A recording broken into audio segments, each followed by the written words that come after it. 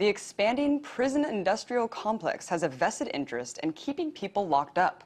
There's a growing trend of 4 private prisons. The prison industrial complex, which has grown 350% over the last 15 years, has been lobbying Congress hard to pass legislation that would imprison more people. Now, the private prison industry is by no means a new story, but the growing number of companies profiting from the means of locking people up is. Wells Fargo, you know, that bank that received a cool $37 million from the U.S. government from taxpayer-funded bailouts, is also the main investor in for-profit prisons. Is this just an ironic twist or good business practice?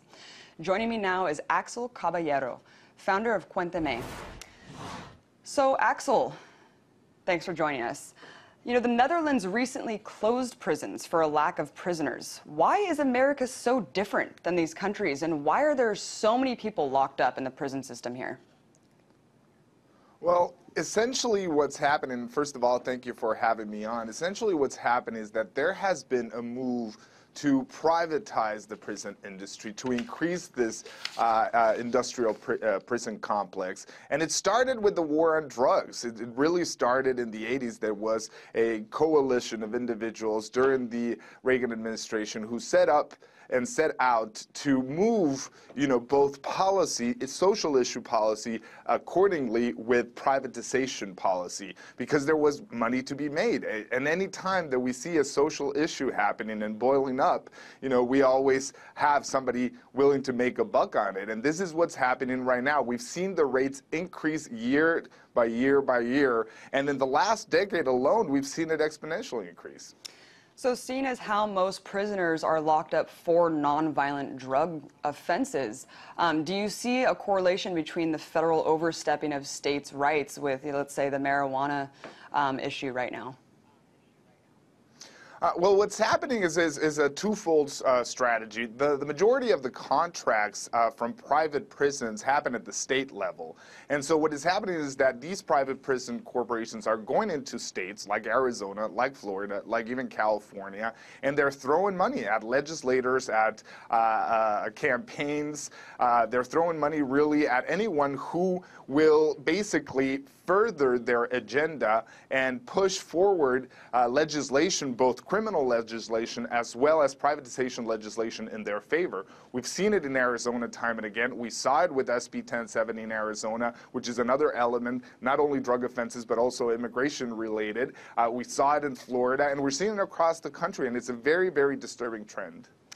Absolutely, and the private prisons have, you know, they tell the states that they need to be full to 90% capacity in order to run. So, I mean, they're really pushing hard to keep, you know, the anti-immigration policy, like you said, the SB 1070. You know, Arizona actually just blocked a review of the cost and benefit analysis of their private prisons there. It seems almost counterintuitive, though. I mean, wouldn't they want to know if these prisons are saving money and ensuring public safety?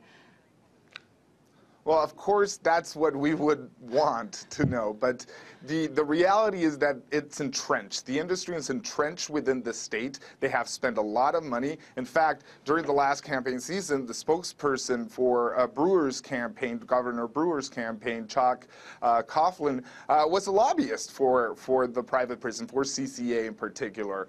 We know that Russell Pearce, Senator Russell Pearce, who was recently recalled, received money, you know, was one of the major recipients of money from CCA. The private prison industry nationwide spends $22 million in lobbying.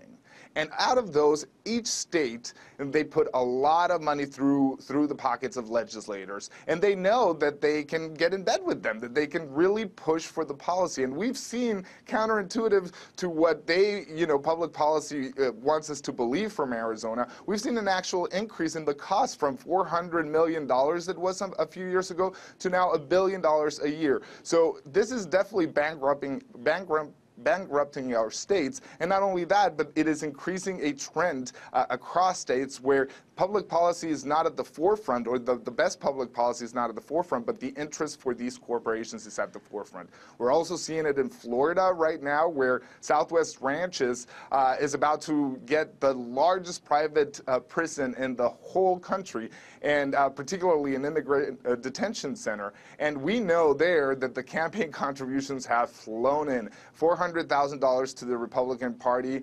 $24,500 to the Senate president. We've seen Rick Scott, the governor, who appointed to his inauguration fund a CCA and GEO lobbyist who raised $3 million for it. So it's no longer just direct money. It is a coalition. It is a coalition that is building with all these lobbyists, with all these interests, with all these money, and they're really hijacking our legislatures. They know that there's a lot of money to be made, and as long as this keeps going, it keeps increasing their stock price, and that's how we see corporations and banks like Wells Fargo, Bank of America, General Electric, BlackRock Investment, whose CEO Larry Fink was commissioned for the 2008 economic mess by the U.S. government. So it's entrenched in all levels of our government, and really we need to stop this. We need to stop this trend, because the prison industrial complex is already here. It's a $5 billion a year industry. So you're talking, okay, you mentioned the state legislator and legislatures and the privatization of the industry having the effect over state law. What about federal law, though? And I mean, where is this issue on the political campaign trail? I mean, it seems like it's a huge issue. Locking people up and profiting on filling prisons to maximum capacity. And I mean, is there so much collusion even on a federal level with these industries?